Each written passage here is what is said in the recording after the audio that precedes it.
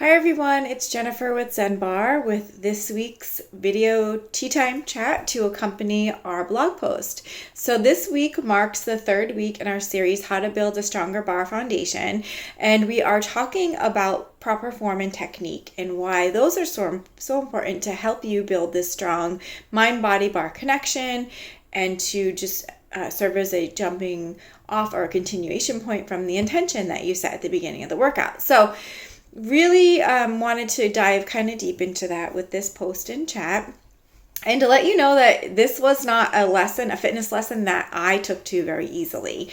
As a former runner, I really never thought a lot about the muscles that I was working while I was running. I just kind of went through the motions and thought about other things. Like, I can't tell you the number of things I wrote in my brain while I was running, the to-do list, how I planned my life, etc., etc. And that was one of the things I really enjoyed about running, was the mental release I got.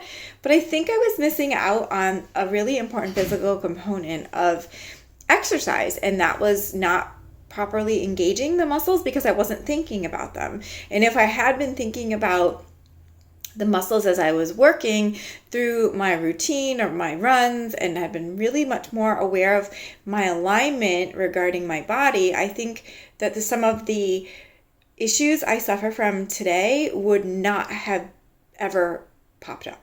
So things like sciatica, and I recently just had a really awful bout of tendonitis.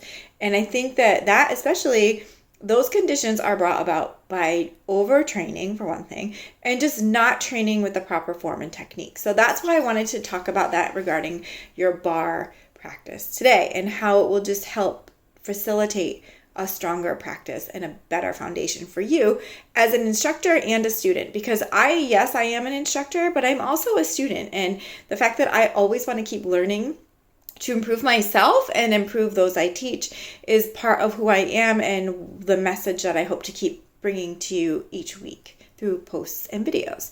So let's see. You know the cliches: quality over quantity. What was the other one I wrote in here? Mind over matter, like just really slowing down and taking your time. And yes, these are cliches that you hear in the fitness world and in the life in general, but they really are important and are the overarching theme that I want you to continue running through your head, is quality over quantity. So I used to be like rep, rather than like really thinking about the reps. So 20 reps done really quickly is not going to be as effective as 10 reps done slowly, controlled, and with proper form. And it's taken this cardio brain of mine a long time to figure that out. And if I can prevent someone the years and years that it's taken me to figure this out, I consider myself to have been a successful educator regarding this topic. So I wanted to just highlight the benefits of the mind body, which we've talked about before, but really form. And what we're doing as instructors when we use particular cues is trying to keep our clients in a physical position that will allow for the maximum results and as much injury prevention as possible.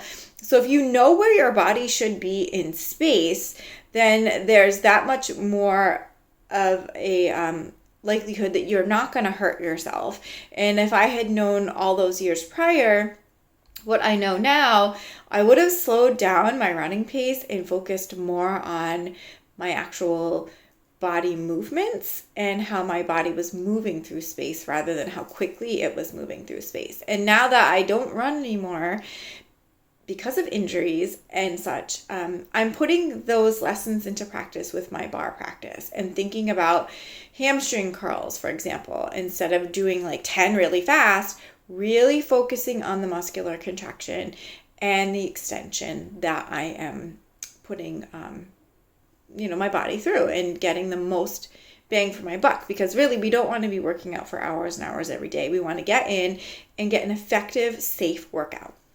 So I wanted to just kind of highlight 3 popular cues that barre instructors use, and I'm going to speak from the Zen Barre point of view in classes, just to make sure that our clients are staying safe in their own bodies while they're performing the exercises. So one that I say all the time is designed to keep the body in a line as possible. And that's to make sure your ears, shoulders, hips, and heels are all in alignment, or ears, shoulders, hips, and heels, mostly when we're up in a releve position. But as long as your ears, hips, and shoulders are in alignment, ears, shoulders, and hips are in alignment, you are ensuring that your body is in a straight line and it's not hunched over, it's not overly arched back.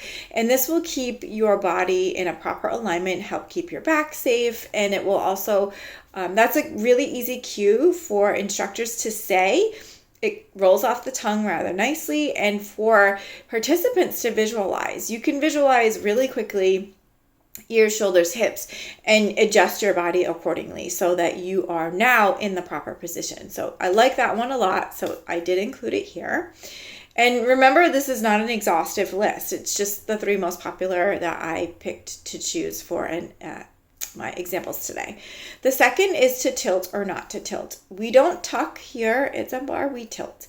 And a tilt is just a way to position your pelvis during particular abdominal work, during particular standing work, etc.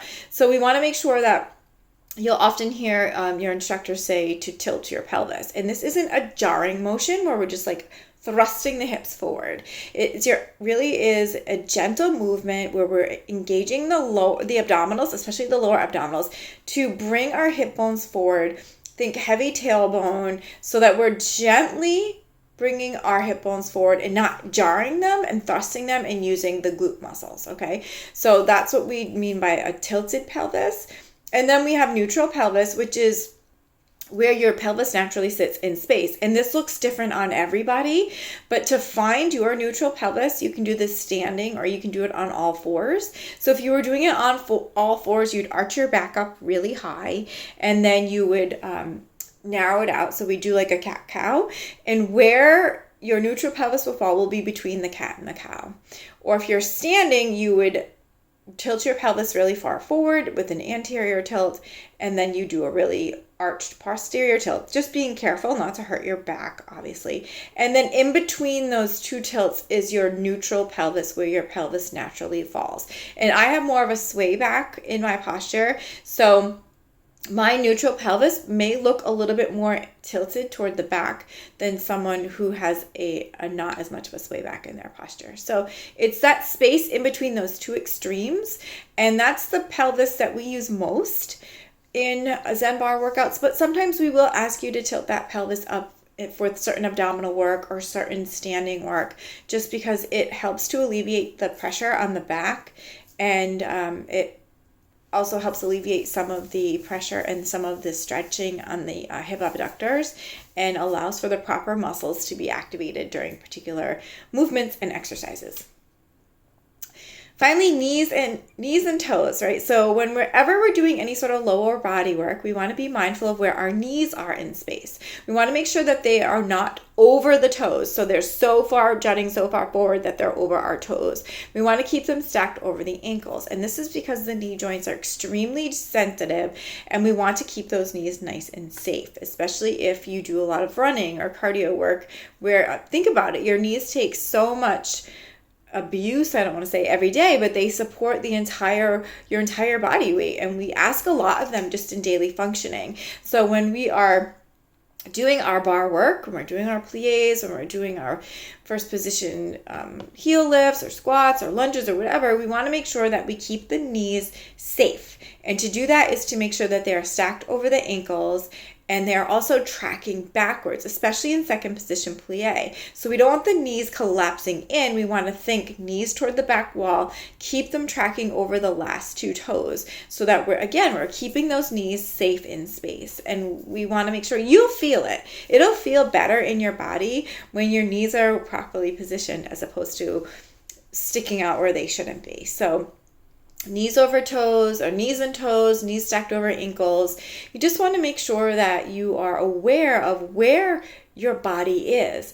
And this is going to take some practice, whether it's standing in front of a mirror or being in class and being aware of where the mirror is and checking your form, and or listening to your instructor's cues, because your instructor is there to look at you physically and to guide you with verbal cues to be in the best position for your body.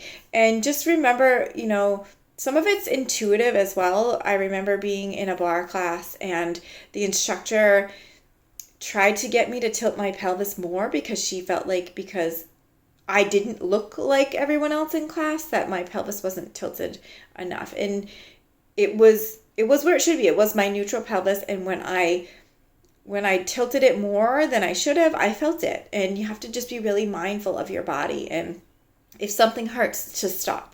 So we take a combination of our instructor's cues, of our own intuitive cues, and how we look in a mirror to help gauge proper form and technique and where our body really should be in space. And after a while, you won't even need the mirror because you'll feel it. You'll know, oh, okay, when my pelvis is in neutral, this is how it feels. But it will take some time and practice and some feedback from your instructor who can see you if you can't see yourself, as far as how to gauge if you are in proper alignment. So this marks week 3. Week 1 was intention setting. Week 2, we talked mind-body-barre connection. And week 3, proper form and technique. We are going to wrap everything up with a nice neat bow next week and tie everything together. All the tools that you've learned here over the course of the last 3 weeks, we're going to put them to good use and put them to work for you so that you have a strong barre foundation, or at least are starting to build toward one, because it will not happen overnight. Going into our next month of September, when we're going to take all of this one step further. So I really thank you so much for tuning in for this week's video chat, Tea Time video chat, to accompany our blog post. I hope that you keep some of these things in mind, these little cues, knees and toes, ears, shoulders, hips, knees, and the pelvis positioning as you go to your next Zen Barre class or workout. Thanks again, and I will see you soon. Bye.